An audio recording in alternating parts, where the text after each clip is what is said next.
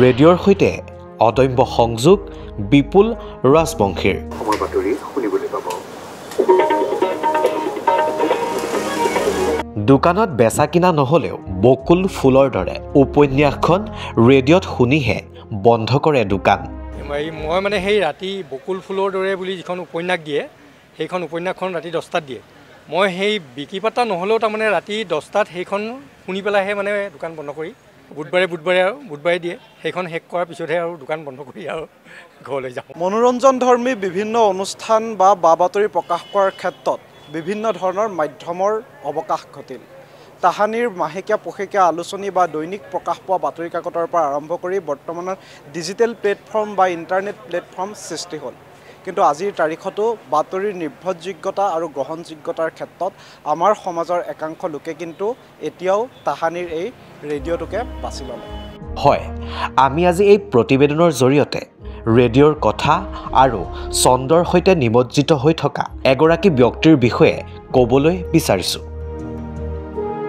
ব্যক্তিগৰাকীৰ নাম বিপুল ৰাজবংশী। প্ৰকৃত ঘৰ পাঠশালাত আৰু বৰ্তমান গুৱাহাটীৰ বাসিন্দা। বৰ্তমান সময়ৰ সমাজ ব্যৱস্থাত নিত্য নতুন প্ৰচাৰ মাধ্যমৰ সংযোগ হ'ল স্মাৰ্টফোন, ষ্ট্ৰিমিং সেৱা বা অন্যান্য ডিজিটেল প্লেটফৰ্মে বিশেষ আধিপত্য দখল কৰিবলৈ সক্ষম হ'ল। কিন্তু এই প্ৰচাৰ মাধ্যমসমূহে তিলমানো আকৰ্ষিত কৰিব নোৱাৰিলে এইগৰাকী ব্যৱসায়ী বিপুল ৰাজবংশীক।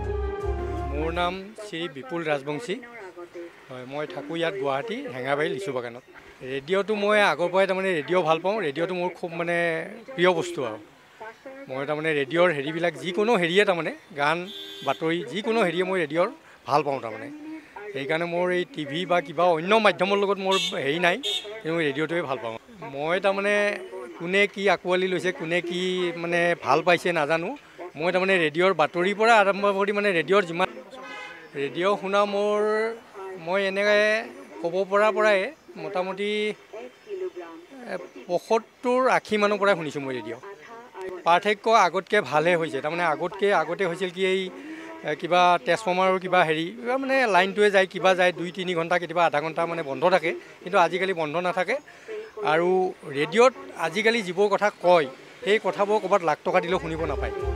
বিগত ৪টাকৈ দশক ধৰি ৰেডিঅ'ৰ সৈতে এক নিবিড় সম্পৰ্ক ধৰি ৰাখিছে ৰাজবংশীয়ে। পেছাত গেলামালৰ দোকানী বিপুল ৰাজবংশীয়ে পুৱা দোকান খোলাৰে পৰা নিশা দোকান বন্ধ কৰালৈকে নিৰন্তৰভাৱে শুনে ৰেডিঅ'। শব্দৰ পিছত ফোনে লগ লাগে, কাৰণ ৰটাৰ দ্বাৰা কামটো কৰা হ'ল। সমান্তৰালকৈ তেওঁ গ্ৰাহককো প্ৰদান কৰে সেৱা। কেৱল মাত্ৰ নিজে ৰেডিঅ' শুনাই নহয়, পৰিয়ালৰ উপৰিও অন্য লোককো ৰেডিঅ'ৰ গ্ৰহণযোগ্যতা তথা বিশ্বাসযোগ্যতাৰ বিষয়ে আনকো অৱগত কৰিবলৈ চেষ্টা কৰে এইগৰাকী ৰাজবংশীয়ে। ৰাজবংশীৰ মতে প্ৰকৃতাৰ্থত জ্ঞান অৰ্জন কৰাৰ ক্ষেত্ৰত ৰেডিঅ'ই হৈছে আটাইতকৈ উৎকৃষ্ট মাধ্যম। মই তাৰমানে মোৰ ফালৰ পৰা মানে মই সেইটো মানে হেৰি আৰু মই চবকে আৰু ক'ব পৰা চবকে কওঁ, আৰু মই যিবোৰক দিব পাৰোঁ মোৰ সাধ্য অনুযায়ী মই এটা ৰেডিঅ' মানে বছৰত 6 মাহত বা 2 বছৰত হ'লেও সেইদিনাখন ভনীক এটা দি থৈ আহিছোঁ।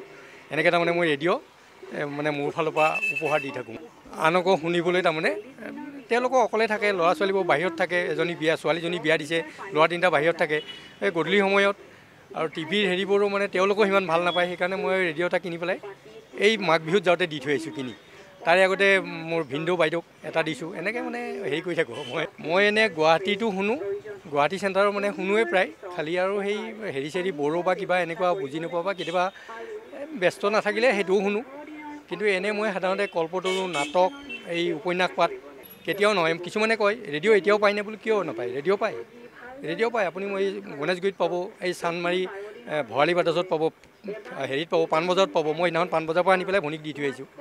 গতিকে ৰেডিঅ' পায়। খালি ৰেডিঅ' মানুহৰ এতিয়া মানে মোবাইলৰ লগত মানুহ ইমান ব্যস্ত হৈ গৈছে, মানে ৰেডিঅ' পায়নে নাপায় মানে শুনাইতো শুনে, কিন্তু ৰেডিঅ' যে মানুহে শুনে সেইটোও নাজানে তাৰমানে। মই বোলো ৰেডিঅ' পায়, ৰেডিঅ' শুনে, মই শুনো, মোৰ নিচিনা মানুহ আৰু বহুতেই শুনে। এইটো ৰেডিঅ' মোৰ 22 বছৰ হ'ল। কিন্তু মই সেই তেতিয়াৰ পৰাই মই তাৰমানে আগতে কেইবাটাও ৰেডিঅ' মোৰ কিনাই, ফিলিপছ ফিলিগ্ৰান তাৰপিছত এনেকুৱা বহুত আছিলে নহয়, তেতিয়াও বেছি দাম নহয়, 200, 250, 300 তেনেকুৱা দাম আছিল সেই সময়ত। ৰাজবংশীৰ দোকানত প্ৰায় ৰেডিঅ' শুনিবলৈও ভিৰ কৰেহি কাষৰীয়া ব্যৱসায়ীসকল। তেখেতে দোকান খোলাৰ পৰা মানে ৰেডিঅ'টো চলায়ে আৰু ৰেডিঅ'টো মানে তেওঁ যোৱা টাইমলৈ কিমান টাইমলৈ থাকে নাজানো, কিন্তু গোটেই দিনটো নিউজ চিউজবিলাক শুনি থাকে। তেওঁ সেইটো দেখি থাকোঁ তেওঁ যে সেইটো আমাৰ জীয়াই ৰাখিছে মানে সেইটো বহুত ভাল লাগে আৰু কেতিয়াবা আহি কাষত থিয় হৈ ময়ো শুনি থাকোঁ। মই এদিন কাৰোবাক কৈছোঁৱে যে তেওঁ যে ৰেডিঅ'টো যে মানে এনেকৈ নিউজ চিউজবিলাক যে শুনি থাকে, মানে এনেকুৱা মানুহ মানে আজিৰ দিনত মানে এনেকুৱা, আজিকালিতো হাতে হাতেতো মোবাইলে আৰু চবৰে আৰু বাতৰি চাব লাগিল, কিবা এটা চাব লাগিল, চবটো হ'লেও মোবাইলৰ থ্ৰুৰেদিয়ে চাই, কিন্তু তেখেতে এইটো ৰাখিছে মানে খুবেই ভাল লাগে। বিপুল ৰাজবংশীৰ ৰেডিঅ'ৰ প্ৰতি থকা এই নিৰ্ভেজাল তথা নিস্বাৰ্থ প্ৰেম সঁচাকৈ শলাগ ল'বলগীয়া। সমান্তৰালকৈ বিপুল ৰাজবংশী বহুতৰ বাবে হ'ব পাৰে এক আদৰ্শ। বিপুল ৰাজবংশীক অনুকৰণ কৰি বহুতেই বৃদ্ধি কৰিব পাৰে নিজস্ব জ্ঞানৰ ভাণ্ডাৰ। সদায় ভালে থাকক বিপুল ৰাজবংশী। আজিৰ দৰে সদায় ৰেডিঅ' শুনি থাকক বিপুল ৰাজবংশীয়ে। নেশ্যনেৰীৰ তৰফৰ পৰাও বিপুল ৰাজবংশীলৈ জনাইছোঁ অফুৰন্ত মৰম আৰু শ্ৰদ্ধা। গুৱাহাটীৰ পৰা ভিডিঅ' জাৰ্নেলিষ্ট ধ্ৰুৱ দাসৰ সহযোগত তুষাৰঞ্জন বৰাৰ ৰিপৰ্ট নিচেনেনী।